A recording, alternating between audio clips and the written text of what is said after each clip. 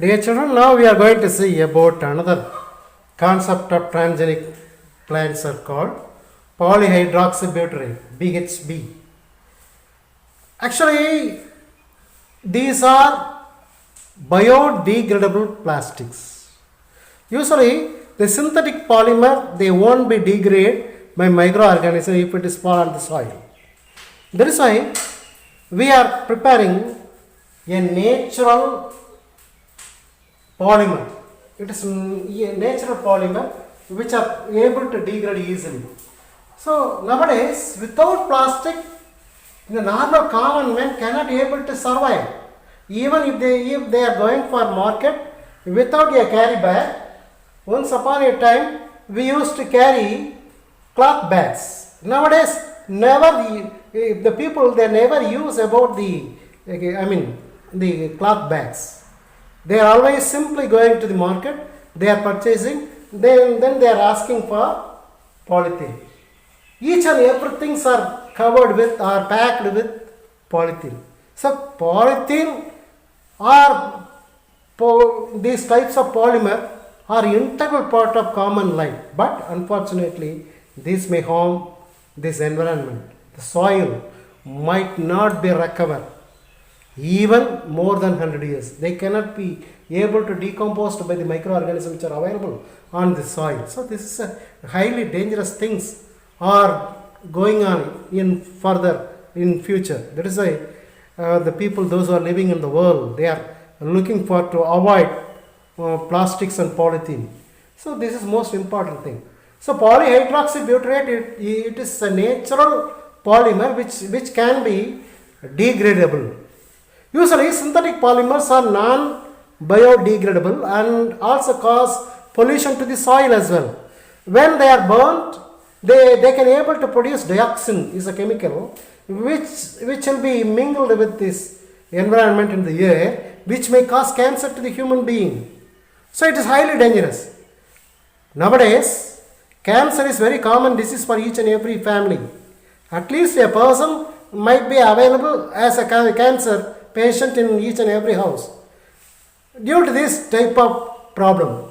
So efforts were taken to provide an alternative eco-friendly biopolymers to be produced. The one solution is polyhydroxyalkanates and polyhydroxybutyrate.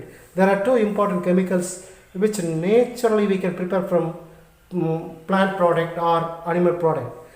Or group of degradable biopolyester which have been several medical applications. So nowadays several medical applications are also using plastics. Instead of using plastics, we can use these polyhydroxyalkanates and polyhydroxybutyrates for medical applications such as drugs delivery, scaffold or heart valves.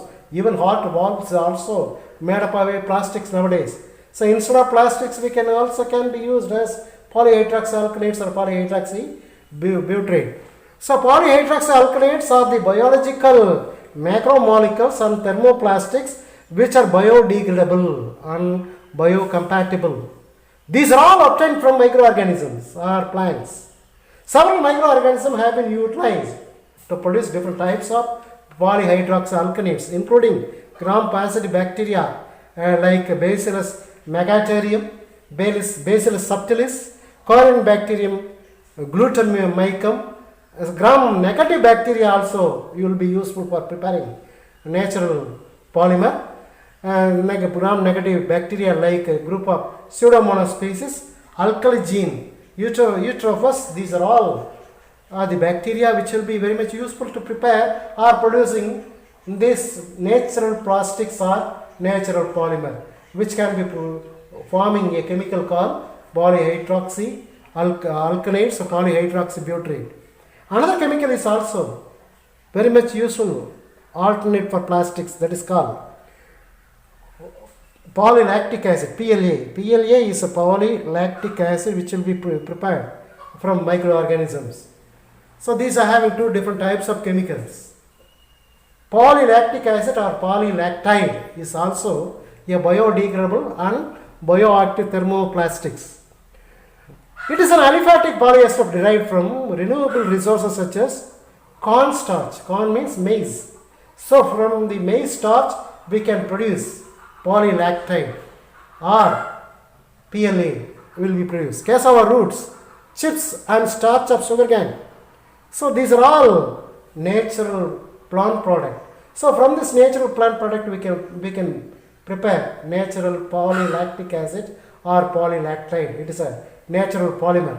For the production of PLA, two main monomers are used, especially lactic acid and cyclic diester called lactide. The most common route is a ring opening polymerization. So you might have studied in chemistry various types of polymerization technique. So how can we prepare this polylactic acid? By the most common route of ring opening polymerization technique of lactide with metal crystals like tin actate in solution. The metal crystallized reaction results in equal amount of D and polylactic acid will be prepared. You might have seen about dip tea. So this is a paper material and this is also polylactic acid product. So which is easily biodegradable. Even if you throw out, this might be decomposed very easily. It is alternate for plastic and polyethylene. So these are the uses of what you call natural polymer which is biodegradable. These are also formed by transgenic method. Another important thing is green fluorescent protein. Green fluorescent protein are naturally which will be being bright, being green color, illuminate with light. Green color light might be formed or illuminate even without any chemicals added, without any special things. Naturally they can produce.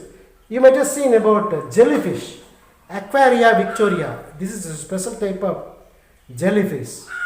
This is a variety of, you might have study, you might have eaten as you are being in seashore area.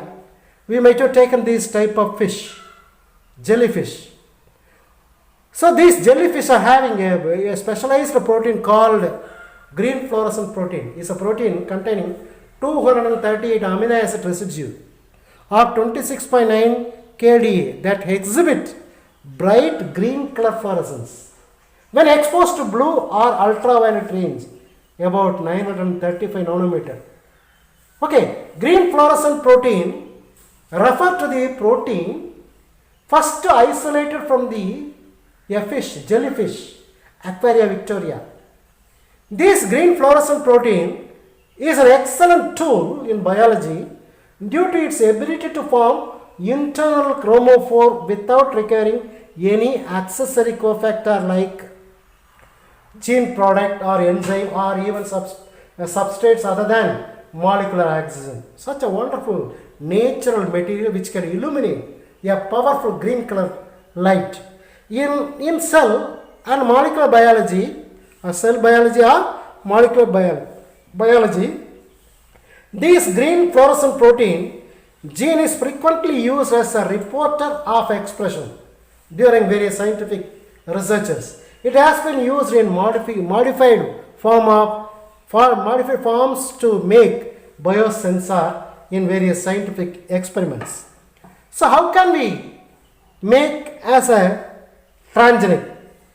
We have to obtain this green fluorescent protein from jellyfish. So what happened? The green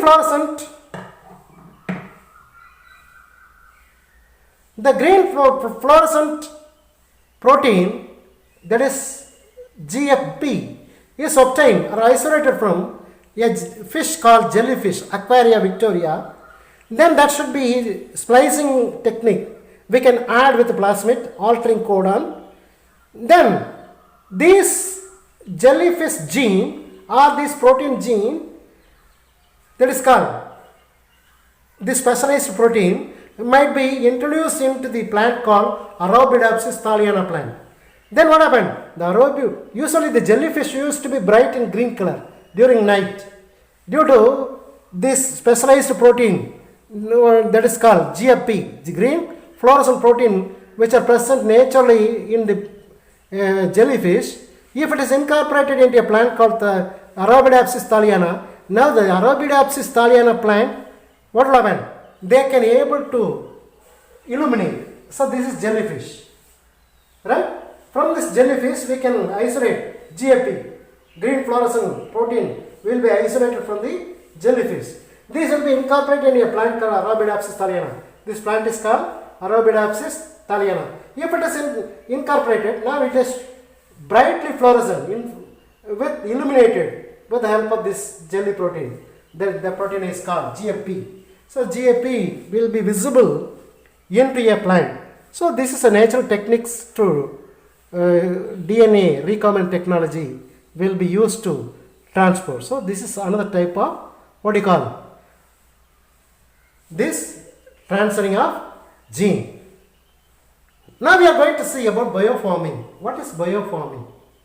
Biofarming is nothing but we can able to produce various drugs or chemicals which will be produced through transgenic method or genetic engineering.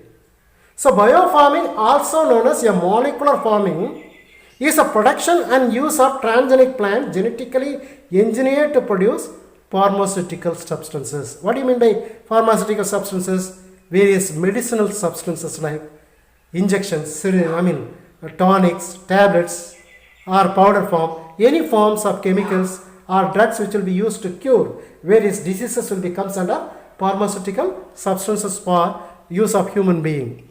So this is also called as molecular farming or farming. So this process is also called as molecular farming or farming. So these plants are different from medicinal plants. Medicinal plants are naturally grown up plants which can able to produce various chemicals. But biofarming, we are transferring a gene from one plant to the other or one organism to the other. So this is a specialized technique. So these plants obtained from this biofarming method is entirely different from medicinal plants. So these plants are different from medicinal plants which are naturally available. The use of plant systems as a bioreactor is gaining more significance in modern biotechnology. Many pharmaceutical substances can be produced using transgenic plants. Example, already we have seen that golden rice. Now we are going to see about another concept is called bioremediation. It is another important question. What is bioremediation? Lot of environmental pollution is very common nowadays. This environmental pollution, if you remove these or clean up this environmental pollution by using either microorganisms or plants are called as bioremediation. So bioremediation is nothing but it is a technique in which we can completely remove the environmental pollution with the help of microorganisms or plants. So it is defined as the use of microorganisms or plants to clean up the environmental pollution is called bioremediation. So it is an approach used to treat waste including wastewater, industrial waste and solid waste. So bioremediation is a process in which is applied to removal of oils, petrochemical residues, pesticides or heavy metals from the soil or even from groundwater. In many cases, bioremediation is less expensive and more sustainable than other physical and chemical methods of remediation. Recently it was happened. There was a ship was damaged in Indian Ocean and what do you call Bay of Bengal. Recently it has happened. It is a petrochemical oil ship. It has been leaked with lot of petroleum oil which have been spread almost all over the sea. What will happen? This will kill the fish, insects, the plants, even various types of algae which are available in the ocean and sea will be damaged. Due to this, total microorganisms as well as very big organism also going to be affected. So total ecosystem or eco-friendliness will be damaged due to oil leaks. But if you are using the bioremediation, we can able to remove oil slicks within few fraction of seconds. You might have studied about one specialized techniques is called as Pseudomonas putida. Is a specialized strain of bacteria which is decompose these oil slicks. Such a type of transgenic microorganisms, transgenic plants, if it is removed this environmental pollution, then this is called as bioremediation. So bioremediation process is very cheaper and eco-friendly approach and can deal with the lower concentrations of contaminants more effectively. The strategies for bioremediation in soil and water can be as follows. Use of indigenous microbial population as an indicator species for bioremediation process. So we can use microbial population, bacteria, virus, fungus. A lot of microorganisms can be used to indicate the species of bioremediation process. Bioremediation process with addition of adapted or designed microbial inoculant as well. Microbial inoculant also can be used to remove bioremediation. Use of plants for bioremediation. This is also called as green technology. So we can use plants for removing the environmental pollution. So these are all comes under bioremediation. Some of the examples of bioremediation technologies, one by one we can see. Phytoremediation. Phyto means plants. So use of plants to bring about remediation of environmental pollutant are called as phytoremediation. Next one is mycoremediation. Myco means fungi. Punjai. Mycoremediation, use of fungi to bring about remediation of environmental pollutants. Bioleaching. Bioleaching is a use of microorganism in solution to recover metal pollutant from the contaminant sites. If there is any pollutant which are having lot of metals either in soil or in water can be removed with the help of microorganisms. This is called bioleaching. Next one is bioaugmentation. Bioaugmentation is addition of selected microbes to speed up degradation process. Usually lot of microorganisms like bacteria and fungi which are present on the soil which will do biodegradation. These biodegradation we can be able to speed up with the help of certain specialized types of microbes. This is called as bioaugmentation. Composting. Composting means daily we are dumping lot of waste materials, garbages from household, from industries, from market. We have even hospitals, medicinal waste materials. But apart from medicinal waste material, remaining all the wasting group of garbages can be composed to produce manure. How can we do? We can make a dump, then we can deposit, we can close with the soil. After a few months, they can be decomposed by certain microorganism along with some earthworm which can able to make compost manure. So composting is a process by which the solid waste is composted or decomposed or break into small pieces, microscopic pieces by the use of microbes into manure which acts as a nutrient for plant growth. Next one we are going to see about rhizofiltration. Rhizo means roots. So the roots able to filter the metal ions will be called as rhizofiltration. So rhizofiltration is uptake of metals or degradation of organic compounds by rhizosphere of microorganisms. Then rhizostimulation. Rhizo means roots.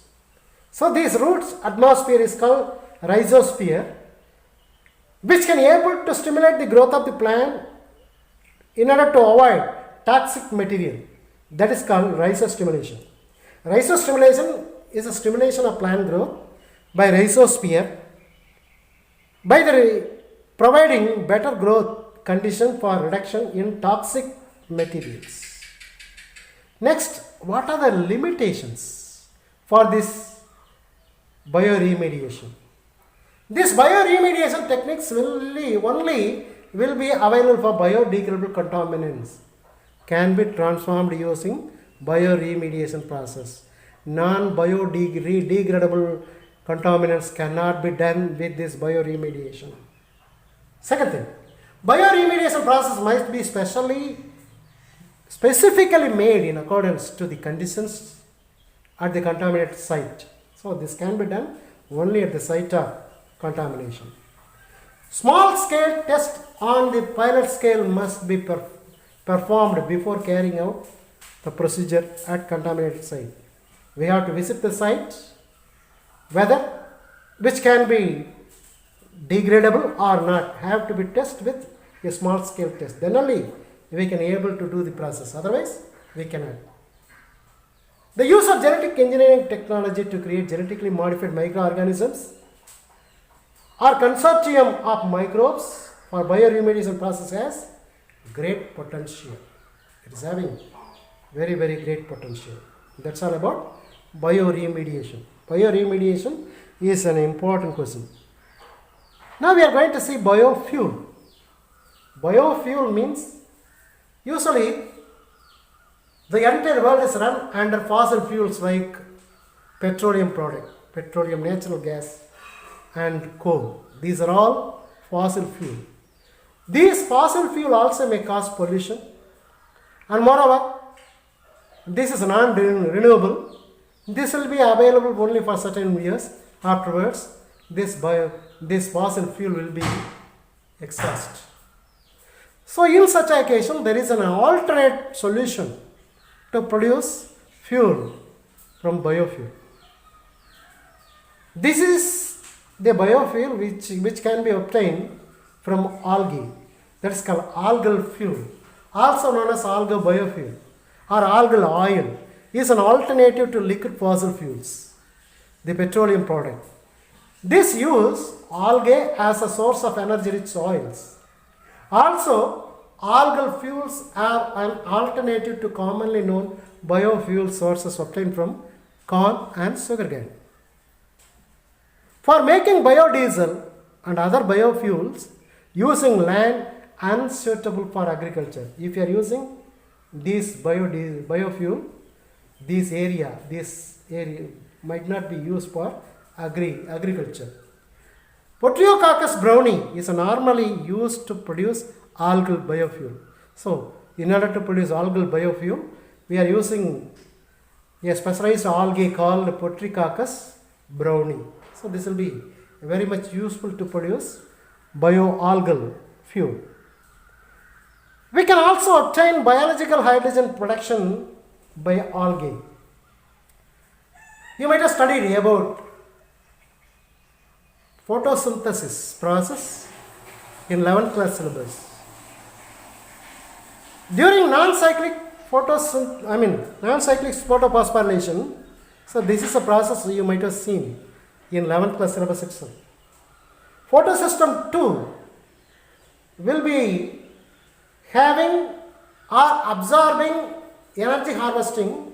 The node of that will be releasing electrons to expel. At that time, they are doing one important process is called photolysis. This water molecule will be split with the help of oxidized chlorophyll.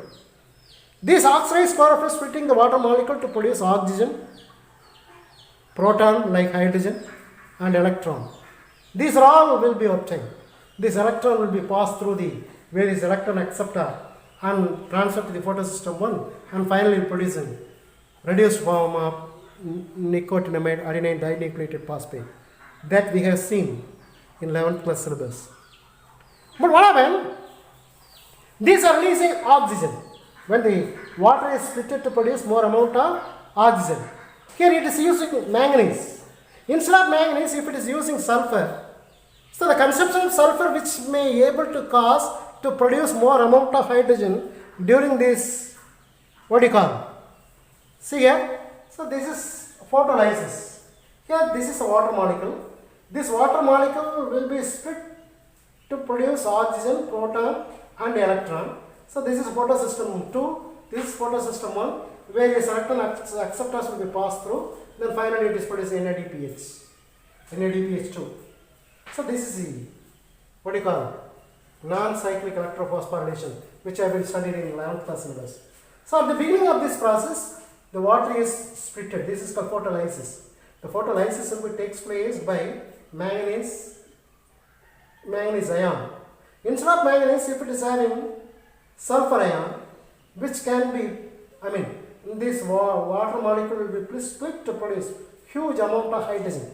These hydrogen will be used as biofuel.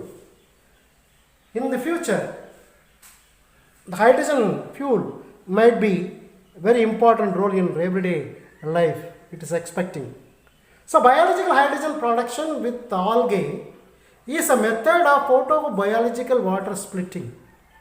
In normal photosynthesis, the algae, Chlamydomonas reinhardtii, releases oxygen. But when it is deprived sulfur, deprived means absorbing or utilizing sulfur, it switches to production of hydrogen during photosynthesis, and the electrons are transported to pyridoxine. So huge amount of hydrogen gas will be produced. Iron hydrogenase enzyme will combine them into production of huge amount of hydrogen gas. So this also will be used as biological hydrogen gas will be used as biofuel.